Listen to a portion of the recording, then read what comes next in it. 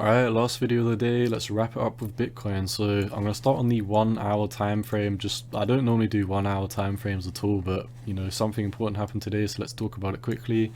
So you can see that for the past couple of days, since the 8th of February, we've kind of been forming this triangle type pattern where we've been stuck between these converging lines, and we were just building pressure, and we broke out to the top of it, back tested the line, came up again. And this is why I'm on the 1 hour time frame, because specifically at this candle body here, the CPI was announced, and it turns out to be, I think it was 7.5%, which is obviously an insane amount. We quickly dumped 3.2% from there and recovered within 2 hours. So it really seems like Bitcoin doesn't want to break down. You can see once we did break down, there was huge buying volume stepping in. And for once, this was me.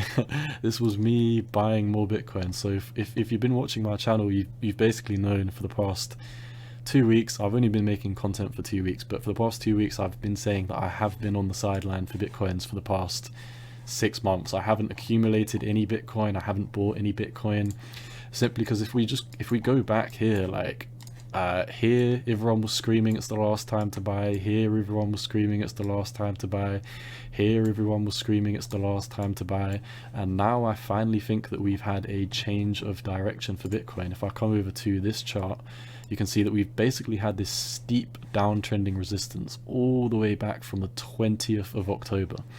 And we've finally broken out of it. So I've been telling all of my subscribers, all the people who watch my channel, until we do break above this trend line, which was this one here, and also this one here, that I wouldn't be getting out of bed and I wouldn't be accumulating Bitcoin. And obviously we've now solidly broken out of here.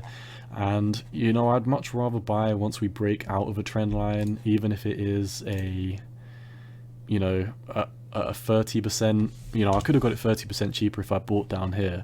But the point of the matter is, like, people were screaming down here that you should be FOMOing in with like your life savings and etc, etc, etc, and obviously we just continue to roll down from there. So for me as a trader, I do need to see a change of trend before I jump into the coin, and we have had that change of trend. So if I zoom out, you can see our 618 is down here. We more or less perfectly back tested it. The 0.5 is here, so we're obviously above the 0.5 as well, and we've just broken above the 382, which is at 44,100. So all in all, Bitcoin is looking extremely strong right now. If I zoom in, you can just see that we're having green candles very nicely. If I pop over to the Heikin-Ashi candles as well and use the weekly time frame, you can really see, like, the last time I made a Heikin-Ashi video for Bitcoin a couple of days ago, I said on this weekly we'd really want to see a big pump above this trend line, because if you don't know, Heikin-Ashi candles open halfway through the next candle body. So theoretically, if we closed here at this orange level I just drew, we would open at this blue level down here at 41,500. So all in all, I do think this Heikin-Ashi candle is going to end up being green at the end of the week, but we would need to see what happens obviously at Sunday when it closes. So not too much volume coming in on the weekly, but the RSI is turning up, so that does look very good. If we come over to the monthly, you can still see we haven't had our first Heikin-Ashi candle. So if you're being really conservative, you could say it's not time to get out of bed yet. But I mean, personally for me, and obviously this is my channel where I just post what I'm doing, I don't necessarily recommend people to follow my every word like I'm some god trader. I always believe you should go out, you should get my opinion if you think it's good, you should go find other people's opinions, because there's never going to be a YouTuber who says every single possible scenario and gets everything right. Like, a lot of us look at different things. I personally don't look at too much apart from Fibonacci's.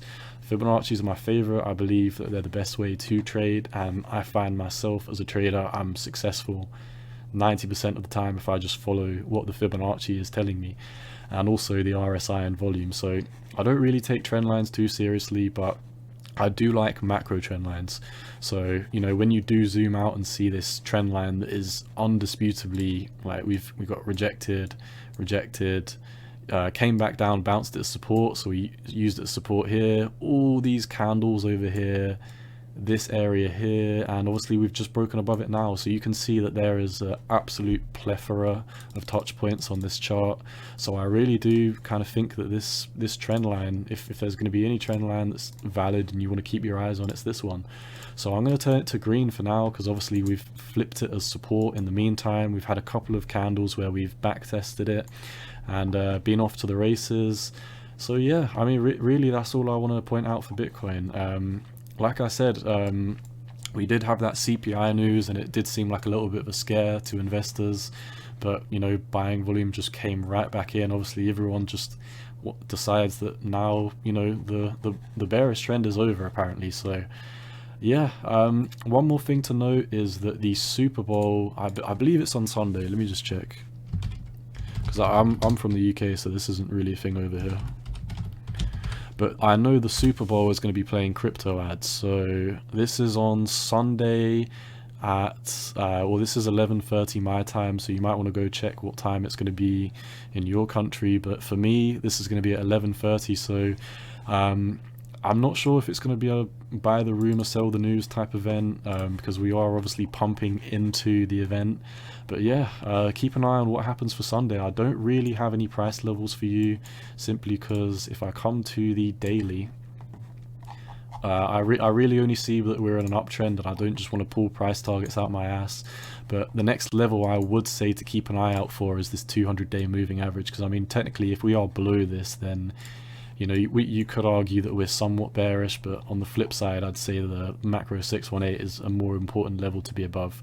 So yeah, I mean, you can see previously times like this we have spiked and just gone through this very fast. So I think this is a situation like that where we're just going to break very fast above it. I do think that the Super Bowl might be a good event. Like for example, I do think it might be a good time to buy now, and maybe if you want, sell at the Super Bowl. But personally, I buy Bitcoin to hodl. I don't really like trading, like buying, longing, shorting Bitcoin.